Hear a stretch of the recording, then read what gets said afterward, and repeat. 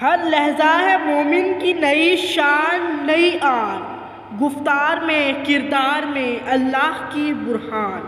قہاریو غفاریو قدوسیو جبروت، یہ چار عناصر ہوں تو بنتا ہے مسلمان۔ یہ راز کسی کو نہیں معلوم کہ مومن قاری نظر آتا ہے حقیقت میں ہے قرآن، جس سے جگر لالا میں ٹھنڈک ہو وہ شبنم، دریاؤں کے دل جس سے دہل جائیں وہ طوفان، دریاؤں کے دل جس سے دہل جائیں وہ طوفان۔ صدر علی وقار علامہ محمد اقبال کی ان اشعار کی روشنی میں دیکھیں تو وہ مرد مومن صاف نظر آئے گا کہ روز روشن نے جس کے استقبال کے لیے سورج کا سنہری تھال سر پر پہنا، پھولوں کی مہک میں اس کی خوشبو، بلبل کی چہک میں اس کے نغمے، پھولوں کی شادابی میں اس کا حسن، کوثاروں میں اس کی ہیبت، شفق کی سرخی میں اس کا لہو نظر آتا ہے۔ علی وقار اقبال کا مرد مومن زندگی کی شب و تاریخ کو سیر کرنے والا،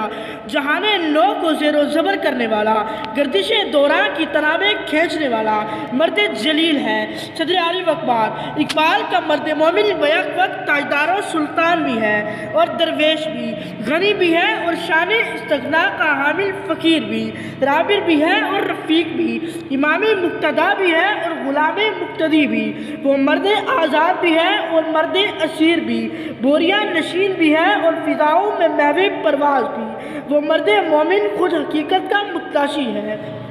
کبھی اے نوجواں مسلم تدبر بھی کیا تو نے،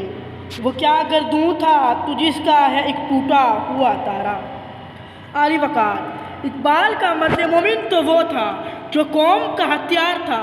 آج زنگ سے بیکار کیوں ہے، وہ مرد مومن جو حیدر کار کا پیروکار تھا، آج ناتواں بیمار اور شرمسار کیوں ہے، وہ مرد مومن جو سلطان ٹیپو کی تلوار اور محمود غزنوی کی یلغار تھا، آج اپنے ہی بوجھ تلے دبنے والی دیوار کیوں ہے۔ اقبال کا وہ مرد مومن جسے اقبال نے شاہین کہا تھا، آج کرگس کا روپ کیوں دھار چکا ہے، اقبال نے جسے مرد کلندر کہا تھا، آج بندر نچانے والے کلندر کیوں بن چکا ہے۔ کہاں ہے اقبال کا سکندر جو سمندر کا سینہ چیرے اور پہاڑوں کو پاس پاس کرنے کی صلاحیت رکھتا تھا۔ اے اہل علم و دانش کچھ بتاؤ تو صحیح کہ اقبال کا وہ مثالی مرد مومن آخر گیا کہاں، جو کائنات میں اللہ تعالیٰ کے نائب اور خلیفہ کی حیثیت سے آیا تھا۔ میرے پیارے ملک میں بسنے والے باسیوں، آج ہم دیکھ رہے ہیں کہ دنیا کا کفر ہم پر حاوی ہونے کی کوشش کر رہا ہے، ہم ایک مشکل وقت سے گزر رہے ہیں، ہمیں اس وقت خاموش تماشائی نہیں بننا بلکہ میدان عمل میں کودنا ہوگا اور اندھیری راہوں میں اجالا بننا ہوگا۔ تو آؤ آج ہم سب مل کر عہد کریں کہ متحد رہیں گے، کیونکہ آج ہمیں اپنی صفوں میں اتحاد کی ضرورت ہے۔